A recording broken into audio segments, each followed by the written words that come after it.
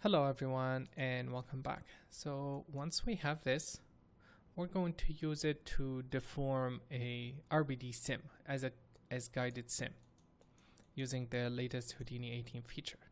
And what I noticed is with the guided sim, it's always best not to use a flat surface. It's better to use something that has volume, and we don't need a lot of points. We just need something to describe the overall motion.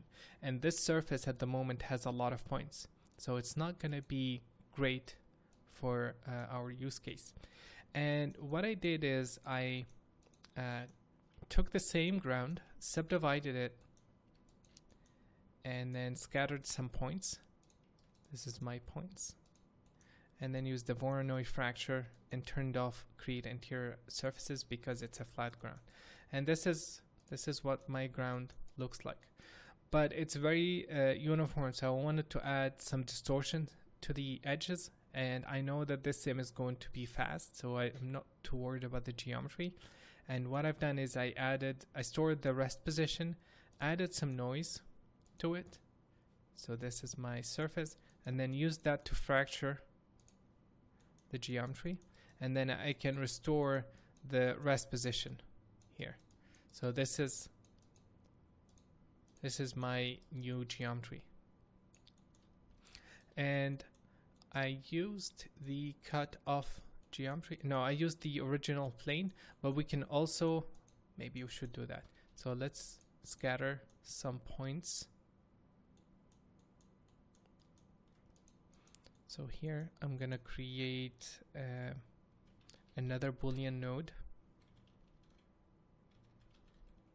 I'll explain why in a second. And I'm gonna connect this with this. And let's see.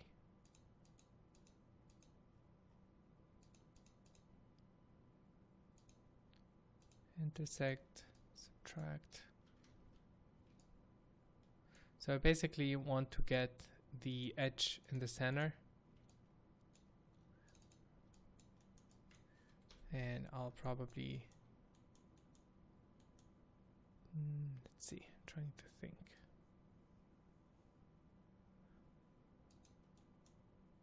Yeah, so let's do this. I'm going to extrude this geometry.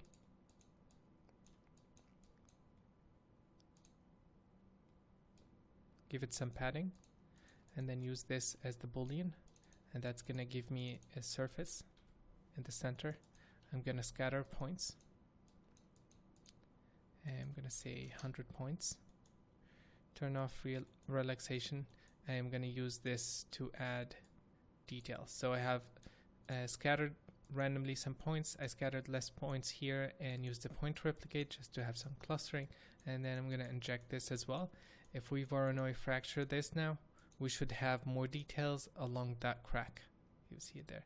But this is totally up to you. You don't have to do it this way. And let's jitter them a bit. Yeah, something like that. Okay. And now because it's a surface, I'm going to extrude it using a poly extrude just to give it some volume. And that's it. So that's what I need. I'm going to assemble this and use it with a point deform. So let's put down a point deform. We're going to deform the actual RBD. So the rest is, where is the sim? So this is the sim, and I used a smooth node to smooth out any small variation just to have a better mesh. And I'm going to use the first frame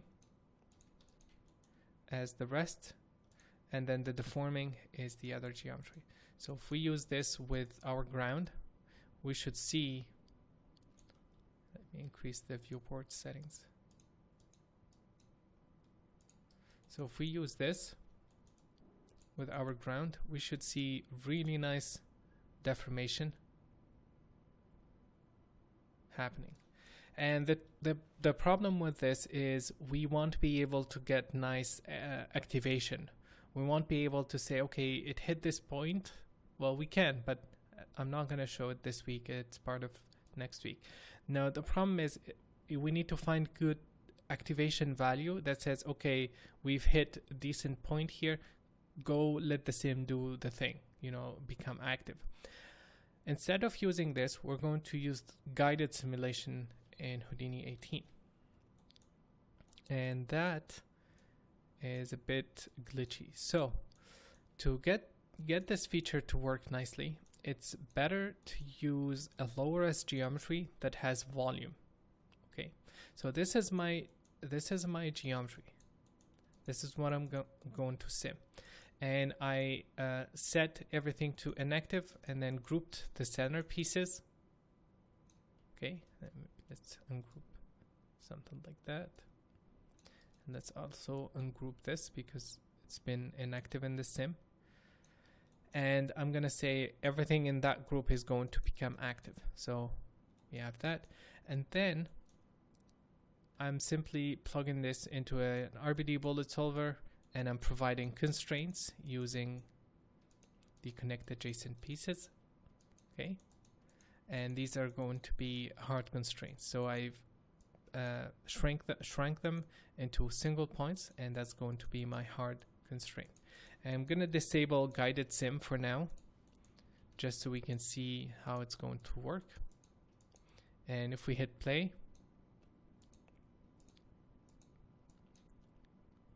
we should see the ground fall a bit, but I guess it's very held together. Yeah, it's been held up together nicely. Maybe let's increase this to 500 just to get it to move.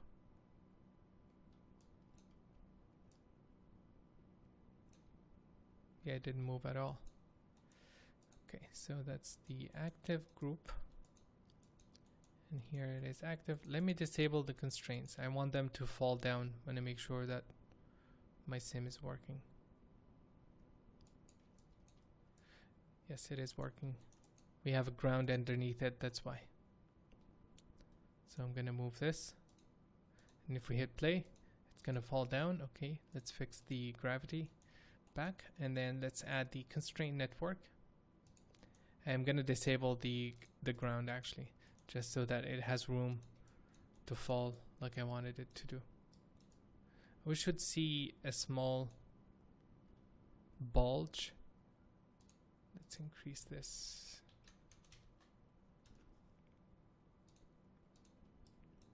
Okay, so that's the effect of gravity onto the surface. Okay, and we only have the hard constraints, so it's holding it up until that point, and then it's stopping. Cool. So let's add the ground collision back, so it doesn't fall down that much. And I'm gonna lower the gravity. And what we want to do is we want to provide a mesh for the guided simulation. So I'm gonna go to the guided simulation tab, and I'll create a new node and explain the difference of these settings, but it's not easy to find a suitable value that works. Okay, I will show how it's going to look, and then we'll continue exploring this in the next video. So I'm going to plug in the guided sim node, geometry, and I'll explain that in the next video. I want to show the result at the moment. So it's going all the way up until frame 240, and that's because the guided sim is set to end at frame 240. So let's say 80. I'm gonna reset the sim, and it's gonna cook all the way to frame 80. It's cooking the other sims, by the way, not the RBD sim. And now if we hit play, we should see the ground deforming nicely with the guided sim. But it's going to also get activated in a very, very interesting way. And we'll talk about that in the next video. So this is the result, and you see we stopped the a guided sim at frame 80 and everything is starting to fall, and these pieces stayed like that because they didn't activate yet, and they haven't met the threshold for them to activate and become rigid bodies. So everything else is simply getting world space transformation. So that's the idea. Let's talk about this in the next video. Thank you guys for watching, and see you in a bit.